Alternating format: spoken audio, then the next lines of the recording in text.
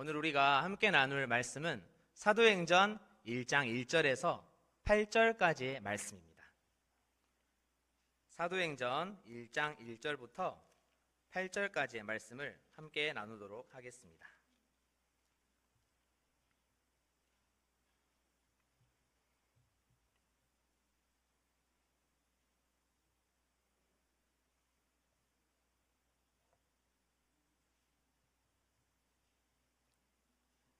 우리 함께 읽겠습니다. 시작. 데오빌로여, 내가 먼저 쓴 글에는 무릇 예수께서 행하시며 가르치시기를 시작하신부터 그가 택하신 사도들에게 성령으로 명하시고 승천하신 날까지의 일을 기록하였노라. 그가 고난받으신 후에 또한 그들에게 확실한 많은 증거로 친히 살아계심을 나타내사 40일 동안 그들에게 보이시며 하나님 나라의 일을 말씀하시니라. 사도와 함께 모이사 그들에게 분부하여 이르시되 예루살렘을 떠나지 말고 내게서 들은 바 아버지께서 약속하신 것을 기다리라. 요한은 물로 세례를 베풀었으나 너희는 몇 날이 못되어 성령으로 세례를 받으리라 하셨느니라. 그들이 모였을 때에 예수께 여쭈어 이르되 주께서 이스라엘 나라를 회복하심이 이때니이까 하니 이르시되 때와 시기는 아버지께서 자기의 권한에 두셨으니 너희가 알 바 아니요 오직 성령이 너희에게 임하시면 너희가 권능을 받고 예루살렘과 온 유대와 사마리아와 땅끝까지 이르러 내 증인이 되리라 하시니라. 아멘. 사도행전은 누가 기록한 책일까요? 제 질문에 이미 답이 있습니다.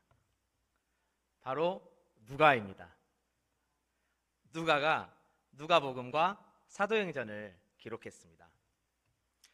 누가복음이 예수님께서 행하시며 가르치시기를 시작하신 일을 기록한 책이라면 사도행전은 예수님께서 성령의 능력으로 그의 제자들을 통해서 계속해서 일하시는 역사를 기록한 책입니다.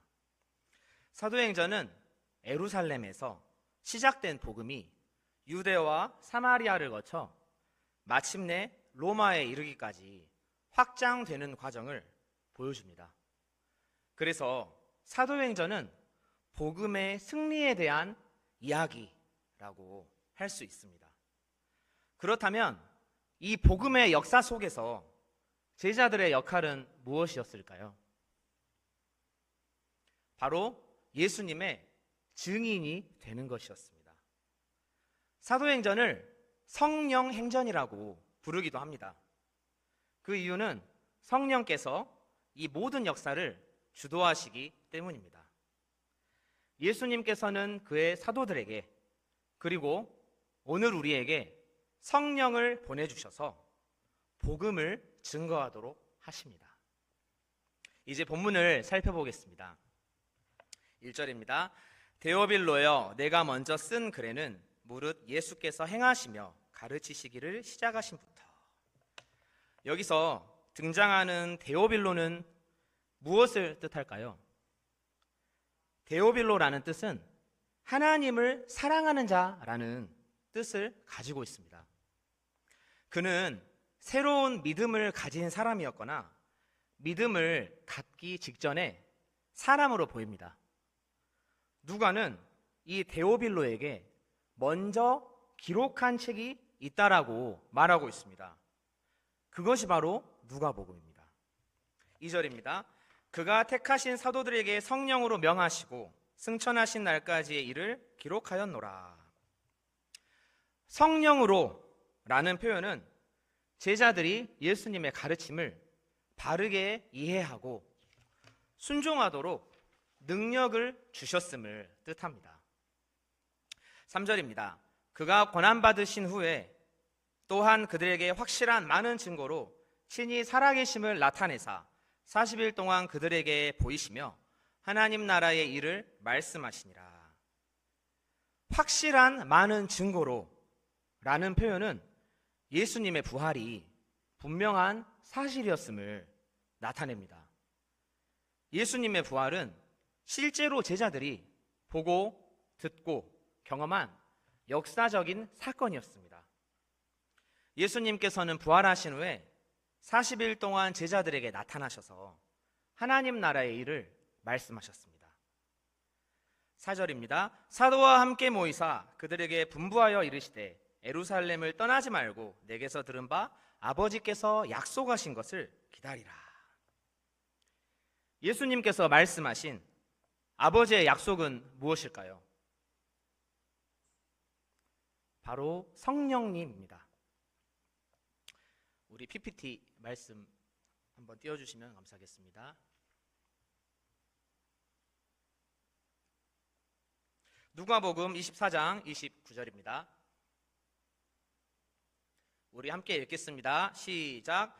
볼지어다 내가 내 아버지께서 약속하신 것을 너희에게 보내리니 너희는 위로부터 능력으로 입혀질 때까지 이 성에 머물라 하시니라.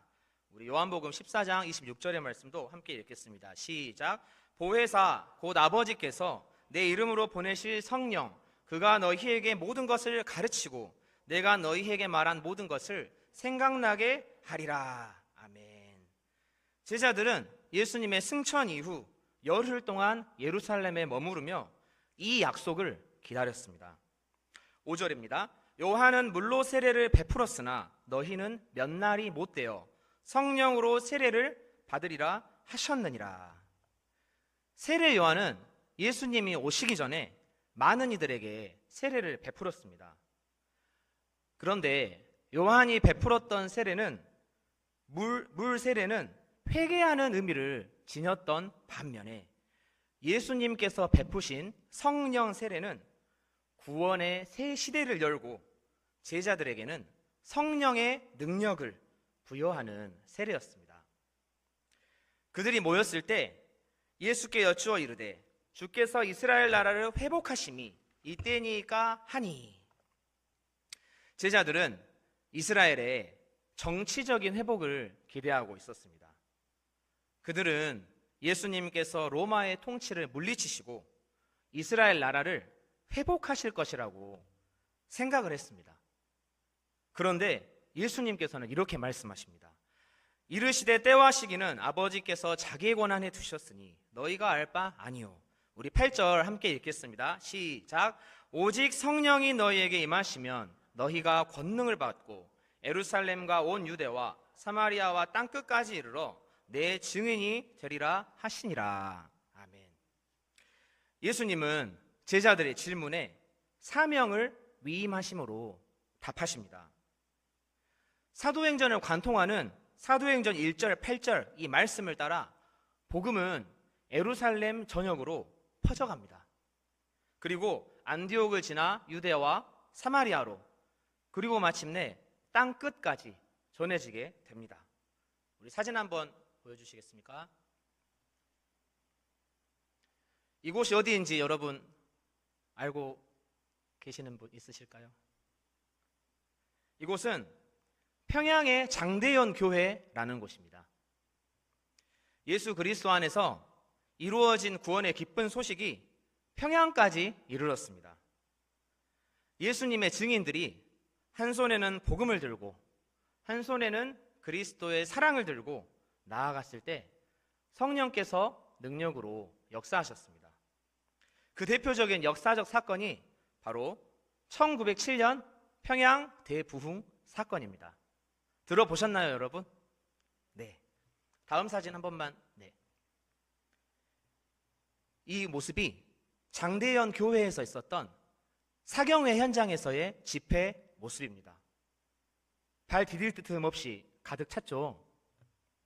1907년 1월 1일부터 15일까지 2주일 동안 평양 장대연 교회에서는 사경회가 열렸습니다. 이북 지역 400여 개 교회에서 선교사님들과 신자들이 모여들었습니다. 이들은 이 사경회에 참석하기 위해서 300리를 달려왔습니다. 300리는 거리로 환산하면 120km입니다. 지금은 우리가 자동차를 타면 1시간 정도면 갈 수 있는 거리지만 이들은 걸어서 120km를 달려왔습니다. 영하 수십 도를 오르내리는 혹한과 싸우며 거친 산과 들을 넘어 포장되지도 않은 시골길을 달려왔습니다. 집회 기간에 먹을 쌀을 등에 메고 먼 길을 와야만 했습니다. 왜 이들이 이렇게까지 했을까요? 복음을 듣기 위해서였습니다.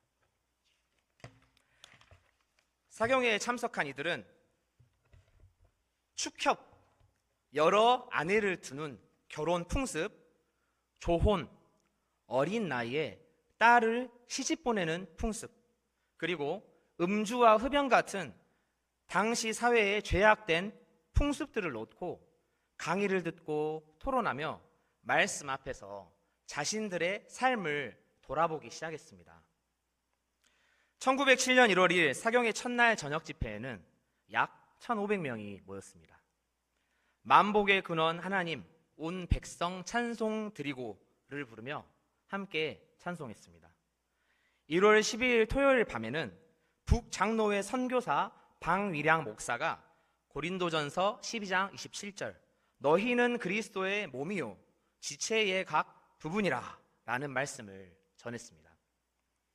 그리고 마침내 1월 14일 밤 평양 대부흥의 불길이 타오르기 시작했습니다. 저녁 8시에 시작된 집회는 새벽 2시까지 무려 6시간 동안 이어졌습니다. 선교사 이길함, 그레이엄 리가 나의 아버지여 라고 기도하자 하늘로부터 내려오는 강력한 힘에 의해서 모두가 압도당하는 성령의 일하심을 체험했습니다. 죄에 대한 통회와 자복이 일어났습니다. 한 사람이 울기 시작하자 순간적으로 전 회중이 울었습니다. 이기람 선교사는 그 광경을 이렇게 증언합니다. 사람들은 앞다투어 일어나 죄를 고백하고 울음을 터뜨리며 마룻바닥에 쓰러지고 죄에 대한 고통을 참지 못해 주먹으로 마루를 쳤습니다. 이따금 한 사람이 죄를 고백한 후에 전 회중이 통성으로 기도했습니다. 수백 명의 통성 기도의 결과는 형언할 수 없는 어떤 것이었습니다. 다시 다른 사람이 고백한 후에 모두는 억제할 수 없는 울음을 터뜨렸습니다. 우리는 다 울었습니다. 이는 어찌할 수 없는 일이었습니다. 집회는 고백과 애통의 기도로 새벽 2시까지 계속되었습니다. 이 내용은 한국교회사 걷기라는 책에 기록된 선교사의 생생한 증언입니다. 이 책을 읽으면서 저 역시 울었던 기억이 납니다. 그들에게 임했던 복음의 능력과 사랑이 제 마음에도 그대로 전해졌기 때문입니다. 지금 여러분에게도 이 마음이 전해지십니까? 네. 조지 맥큐 선교사가 선교부에 전한 당시의 상황은 이렇습니다. 몇 사람은 믿기 전에 자기 친구를 살해했음을 고백했습니다. 교회 직원들이 도둑질했음을 고백했고 그들 가운데 있었던 질투와 미움도 고백했습니다. 상당수가 교회의 지도자들인 이들 1,000명이 집으로 돌아간다면 얼마나 놀라운 능력이 임할까요? 그것은 측량할 수 없을 것입니다. 나는 하나님께서 우리 모두로부터 모든 영광을 받으셨다고 확신합니다. 이렇게 이야기했습니다. 그날에는 공개적이든 개인적이든 자신의 죄를 고백하지 않은 사람이 없었습니다. 선교사가 동료 선교사를 미워한 죄를 고백하고 어떤 사람은 과거에 강도짓을 하고 다닌 것을 회개하고 스스로 경찰에 자수해서 옥에 구속되기도 했다고 합니다. 지금으로서는 상상을 할 수가 없는 일이죠. 도둑 맞은 물건이 되돌아오고 빚이 청산되기도 했습니다.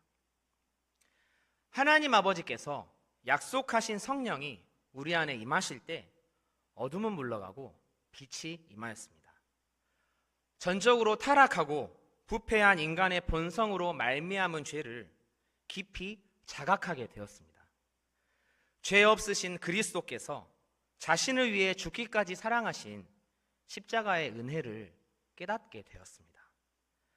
마침내 예수 그리스도를 나의 그리스도로 영접하며 나의 나된 것은 하나님의 은혜입니다를 고백하는 역사가 일어났습니다. 그런데 사랑하는 성도 여러분, 지금 이 순간 우리 안에는 이러한 성령의 역사가 있습니까? 우리 8절을 다시 한번 읽겠습니다. 오직 성령이 너희에게 임하시면 너희가 권능을 받고 예루살렘과 온 유대와 사마리아와 땅끝까지 이르러 내 증인이 되리라 하시니라. 아멘. 고린도후서 11장은 다메섹 도상에서 회심하여 이방인의 사도로 부름받은 바울의 고난을 이렇게 기록하고 있습니다. 우리 말씀 한번 띄워주시면 감사하겠습니다. 우리 함께 읽겠습니다. 시작. 그들이 그리스도의 일꾼이냐 정신없는 말을 하거니와 나는 더욱 그러하도다. 내가 수고를 넘치도록 하고 옥에 갇히기도 더 많이 하고 매도 수없이 맞고 여러 번 죽을 뻔하였으니 유대인들에게 40에서 하나 감한 매를 5번 맞았으며 3번 태장으로 맞고 1번 돌로 맞고 3번 파선하고 1주야를 깊은 바다에서 지냈으며 여러 번 여행하면서 강의 위험과 강도의 위험과 동족의 위험과 이방인의 위험과 시내의 위험과 광야의 위험과 바다의 위험과 거짓 형제 중의 위험을 당하고 또 수고하며 애쓰고 여러 번 자지 못하고 줄이며 목마르고 여러 번 굶고 춥고 헐벗었노라. 이 외의 일은 고사하고 아직도 날마다 내 속에 눌리는 일이 있으니 곧 모든 교회를 위하여 염려하는 것이라. 아멘. 우리 함께 28절의 말씀을 묵상해 보기를 원합니다. 세번역 성경은 28절을 이렇게 기록합니다. 그 밖의 것은 제쳐놓고서라도 모든 교회를 염려하는 일이 날마다 내 마음을 누르고 있습니다. 바울이 어떤 사람이었습니까? 사도행전 8장 3절은 이렇게 증언합니다. 사울이 교회를 진멸할세 각 집에 들어가 남녀를 끌어다가 옥에 넘기니라. 그는 예수 믿는 그리스도인들을 핍박하던 자였습니다. 스데반의 죽음에도 가담했습니다. 그것을 오히려 의로운 일로 여기며 자랑스럽게 증언하였던 사람입니다. 세상적인 기준으로 보아도 그는 매우 뛰어난 사람이었습니다. 베냐민 지파 출신으로 순수한 유대 전통을 지닌 정통 유대인이었으며 당대 최고 수준의 율법 교육을 받은 학자였고 로마 시민권자였습니다. 이는 법적인 보호를 받는 신분에 있었다라는 것을 이야기하고 율법의 의로는 흠이 없는 자라 자부할 수 있는 사람이었습니다. 말 그대로 모든 것을 갖춘 사람이었습니다. 그랬던 그가 이제는 이렇게 고백합니다. 모든 교회를 염려하는 일이 날마다 내 마음을 누르고 있습니다. 무엇이 그를 이토록 변화시켰습니까? 사도행전 1장 8절 말씀입니다. 앞부분에 어떻게 기록이 되어 있나요, 여러분? 오직 성령이 너희에게 임하시면, 우리 한번 다시 따라해 보면 좋겠습니다. 오직 성령이 너희에게 임하시면, 오직 성령, 곧 예수 그리스도의 영이 사울에게 임하였을 때 옛사람 사울은 죽고 바울로 다시 태어났습니다. 그는 성령의 사람이 되었고 예수 그리스도 외의 모든 것을 배설물로 여기는 복음의 전도자로 변화되었습니다. 예수 그리스도 안에서 이루어진 이 기쁜 소식을 누리며 증거하고 선포하는 삶을 살았습니다. 로마에 보내는 편지를 통해 그는 이렇게 고백합니다. 말씀 띄워주시면 감사하겠습니다.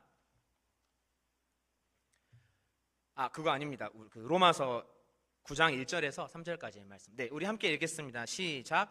내가 그리스도 안에서 참말을 하고 거짓말을 아니하노라. 나에게 큰 근심이 있는 것과 마음에 그치지 않는 고통이 있는 것을 내 양심이 성령 안에서 나와 더불어 증언하노니 나의 형제 곧 고륙의 친척을 위하여 내 자신이 저주를 받아 그리스도에게서 끊어질지라도 원하는 바로라. 아멘. 동족 이스라엘을 위해서라면 차라리 내가 버림받을지라도 저들이 구원받기를 원합니다. 라는 놀라운 고백을 사도 바울은 담대히 선포하고 있습니다. 우리 인간의 이성과 지식으로는 도무지 이해할 수도 상상할 수도 없는 고백을 바울이 하고 있는 것입니다. 이것이 바로 복음이 지닌 위대한 능력이요 사랑입니다. 믿으십니까? 사도행전 20장 24절의 말씀입니다. 함께 읽겠습니다. 시작.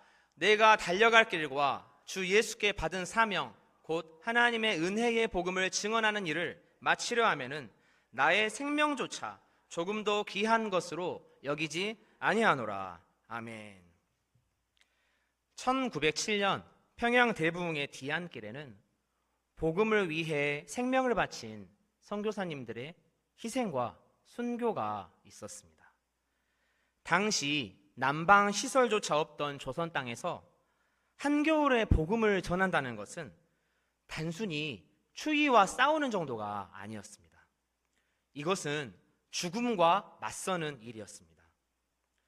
북부지방의 겨울은 영하 30도를 오르내렸습니다. 말 그대로 살을 에는 추위와 싸웠던 것입니다. 남장로교 선교회 창설자 가운데 한 사람이었던 전킨 선교사는 부흥운동으로 선교 사역이 확장되는 가운데 쉴 틈도 없이 헌신적으로 전도에 몰두했습니다. 1907년 크리스마스 다음 날 강추위 속에서 사역하던 그는 급성 폐렴에 걸렸습니다. 자신의 마지막의 가까워졌음을 직감한 그는 차분히 사역을 정리하면서 사랑하는 이들에게 마지막 유언을 남겼습니다. 내가 만약 여기서 죽는다면 그 죽음은 값진 것입니다. 나는 지금 떠납니다. 그리고 나는 매우 행복합니다. 희생은 어른들만의 것이 아니었습니다. 아기들과 어린 자녀들 또한 미랄처럼 드려졌습니다. 열악한 위생 환경과 부족한 의료 시설 속에서 많은 어린 생명들이 세상을 떠났습니다. 평안북도 선천을 중심으로 사역하던 시릴 로스 선교사의 18개월 된 아이도 갑작스럽게 세상을 떠났고, 선교사 저다인의 아들은 태어나서 단 하루밖에 살지 못했습니다. 선교사들은 사랑하는 동역자들과 아이들을 잃을 때면 슬퍼하면서도 이렇게 고백했다고 합니다. 지혜가 충만하신 하나님의 섭리에 겸손히 순종하며 경배하고 한국에서 하나님의 영광이 더욱 높아질 것을 믿습니다. 우리 사진 한번 띄워주시면 감사하겠습니다. 이 여인이 누구인지 아시나요, 여러분? 루비 캔드릭이라는 여인입니다. 루비 캔드릭은 미국 남감리회의 여선교사였습니다. 1907년 9월 24세의 처녀가 한국에 파견되었고, 그녀가 텍사스에 살던 부모님에게 보낸 편지가 남아 있습니다. 제가 읽어드리겠습니다. 이곳은 참 아름다운 곳입니다. 모두들 하나님을 닮은 사람들 같습니다. 선한 마음과 복음에 대한 열정으로 보아 아마 몇십 년이 지나면 이곳은 주님의 사랑이 넘치는 곳이 될 것 같습니다. 저는 복음을 듣기 위해 20km를 맨발로 걸어오는 어린아이들을 보았을 때 그들 안에 있는 하나님의 사랑 때문에 오히려 위로를 받습니다. 그러나 한편에서는 탄압이 점점 심해지고 있습니다. 그저께는 주님을 영접한 지 일주일도 안 된 서너 명이 끌려가 순교했고, 토마스 선교사와 제임스 선교사도 순교했습니다. 선교본부에서는 철수하라고 지시했지만 대부분의 선교사들은 그들이 전도한 조선인들과 아직도 숨어서 예배를 드리고 있습니다. 그들은 모두가 순교할 작정인가 봅니다. 오늘 밤은 유난히도 고향으로 돌아가고 싶습니다. 아버지, 어머니, 어쩌면 이 편지가 마지막일 수도 있습니다. 제가 이곳에 오기 전 뒤뜰에 심었던 한 알의 씨앗으로 인해 내년이면 온 동네가 꽃으로 가득하겠죠? 그리고 또 다른 씨앗을 만들어 내겠죠? 저는 이곳에 작은 씨앗이 되기로 결심했습니다. 제가 씨앗이 되어 이 땅에 묻히게 되었을 때 아마 하나님의 시간이 되면 조선 땅에는 많은 꽃들이 피고 그들도 여러 나라에서 씨앗이 될 것입니다. 저는 이 땅에 저의 심장을 묻겠습니다. 바로 이것은 조선에 대한 저의 열정이 아니라 조선을 향한 하나님의 열정이라는 것을 알게 되었습니다. 어머니, 아버지 사랑합니다. 루비 캔드릭의 고백은 하나님의 성령의 역사로 말미암아 대한민국 땅에서 실제가 되었습니다. 선교받는 나라가 선교하는 나라가 되었습니다. 복음을 전해 받은 나라가 복음을 증거하는 기독교 강국이 되었습니다. 1908년 6월 19일 한국에 도착한 지 9개월 만에 루비 캔드릭은 25의 꽃다운 나이에 죽었습니다. 그녀의 소원에 따라 그녀의 심장은 한국 땅에 묻혔습니다. 서울 양화진의 묘비에는 꽃처럼 떨어진 그녀의 유언이 새겨져 있습니다. 만약 나에게 1000개의 생명이 있다면 1000개를 모두 한국을 위해서 바치겠습니다.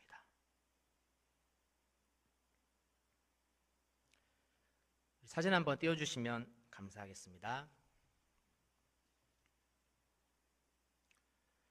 이 사진은 나사가 공개한 우주 정거장에서 촬영한 한반도의 밤 모습입니다. 자세히 보시면 평양 일대만 희미하게 빛이 날 뿐 북한 전역은 깊은 어둠에 잠겨 있습니다. 환하게 빛나고 있는 우리나라와 달리 북한 땅이 이토록 어둠에 잠겨 있는 이유가 무엇이라고 생각하십니까, 여러분? 전기가 없어서일까요? 아닙니다. 복음이 없기 때문입니다. 사랑하는 성도 여러분, 저와 여러분에게 복음은 과연 무엇입니까? 우리는 예수 그리스도 안에서 이 아름답고 위대한 복음을 얼마나 누리며 얼마나 증거하며 얼마나 선포하며 살아가고 있습니까? 예루살렘과 온 유대와 사마리아와 땅 끝까지 이르러 내 증인이 되리라 하신 주님의 우리를 향한 위임 명령은 지금 우리에게도 유효하지 않겠습니까? 혹시 내게 생명을 주었던 그 복음이 우리의 삶과 마음 가운데 점점 희미해져 가고 있지는 않으십니까? 내게 참된 사랑을 깨닫게 했던 그 소중한 복음을 놓치고 살아가고 있지는 않으십니까? 우리 사도행전 1장 8절의 말씀을 다시 한번 읽겠습니다. 시작. 오직 성령이 너희에게 임하시면 너희가 권능을 받고 예루살렘과 온 유대와 사마리아와 땅 끝까지 이르러 내 증인이 되리라 하시니라. 아멘. 사도행전 1장 8절의 말씀은 사도들에게만 주어진 말씀이 아니었습니다. 사도들과 선교사님들에게 그리고 북한 땅에 임하였던 성령의 권능과 복음의 능력이 오늘 이곳에 모인 우리 각 한 사람 한 사람의 심령 가운데에도 동일하게 임한 줄로 믿습니다. 어둡고 타락한 이 시대 속에서 오직 복음의 빛으로 우리의 가정과 교회와 이 나라를 밝히 비추는 저와 여러분이 되기를 소망합니다. 기도하겠습니다. 너희는 너희가 하나님의 성전인 것과 하나님의 성령이 너희 안에 계시는 것을 알지 못하느냐 말씀하신 주님. 오늘 우리에게 성령의 권능을 덧입혀 주시고 예수 그리스도의 증인된 영광된 삶을 살게 하심에 감사를 드립니다. 우리에게 임한 복음의 능력과 사랑을 세상에 전하고 증거하는 자들로 우리를 사용하여 주시옵소서. 다시 복음 앞에 우리의 영혼이 서게 하시고 예수 그리스도의 증인된 자들로 살아도 주를 위하여 살고 죽어도 주를 위하여 죽는 자들이 되게 하여 주시옵소서. 예수님의 이름으로 기도드렸습니다. 아멘. 우리 함께 다시 복음 앞에라는 찬양을 하나님 앞에 올려드렸으면 합니다. 우리 영상 준비되면 재생해 주시면 감사하겠습니다.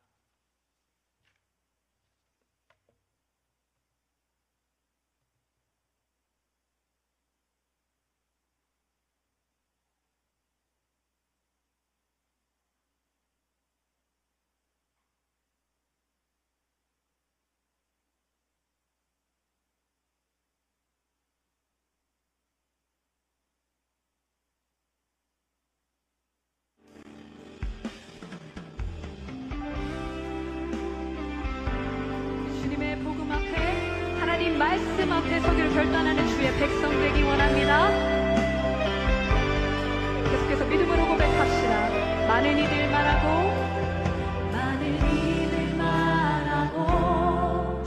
많은 이들 노래는 하지만 정작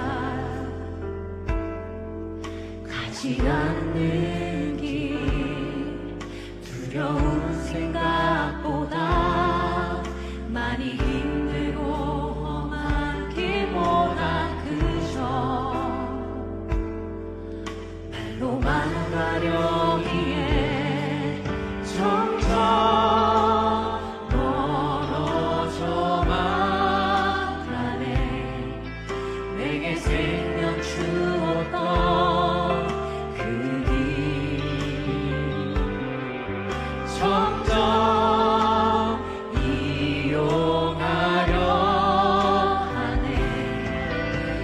사랑 주었던 그 길 다시 복음 앞에 내 영혼 서네. 주님 만나 그때 나 다시 돌아가 주님께 예배 드리며 십자가의 길 걸으리. 다시 한번 곳에 모인 우리가 다시 주님의 십자가의 길을 걷기를 원합니다. 많은 이들 노래는 하지만 정작 가지 않는 길 두려운 생각보다 많이 힘들고